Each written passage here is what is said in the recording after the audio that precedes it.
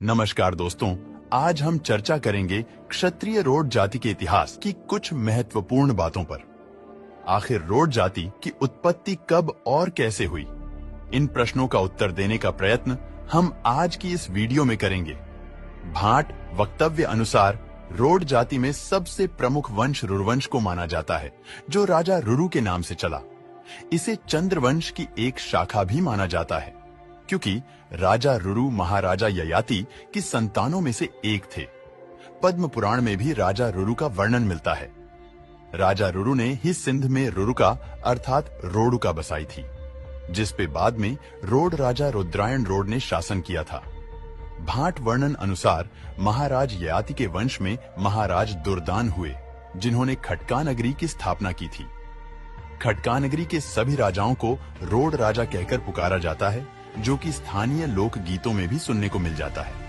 इन्हीं की पीढ़ी में महान राजा धज रोड कुमार हुए, जिन्होंने सिंध में रोडी शंकर बसाई।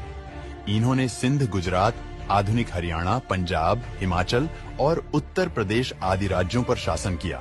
इनकी प्रमुख राजधानी गुजरात में जूनागढ़, सिंध में रोडी शंकर, हरियाणा में आधुनिक पलवल और पश्चिम उत्तर प्रदेश में आधुनिक बागपत में थी। राजा धज के पुत्र तक्षक रोड ने आधुनिक हिमाचल पर शासन किया तथा वहां तकरोल बसाया। राजा धज के छोटे पुत्र करदमन रोड से महारोड राजपूतों की उत्पत्ति हुई। इसके अतिरिक्त रोडों की एक प्रमुख गद्दी आगरा क्षेत्र में थी, जिसके राजा गजरोड थे, जिनको 52 गढ़ का राजा भी कहा जाता है, जो कसौंधिगड़ी की गद्दी पर बैठे थे।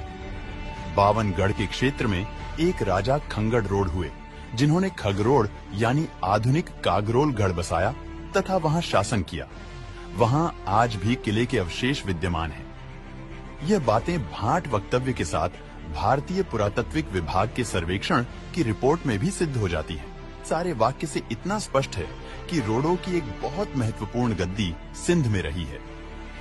प्रोफेसर लूडर्स की सन 1940 की रिसर्च के अनुसार सिंध में राज करने वाले शासक वर्ग को क्रोधवश गण कहा जाता था।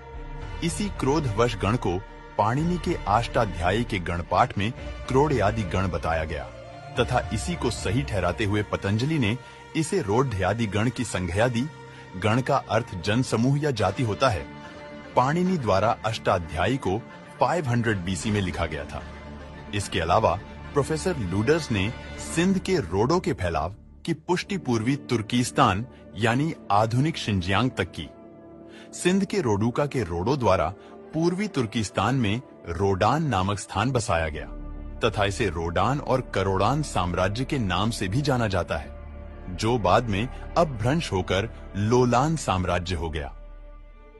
यह जानकारी अधिक से अधिक शेयर करें।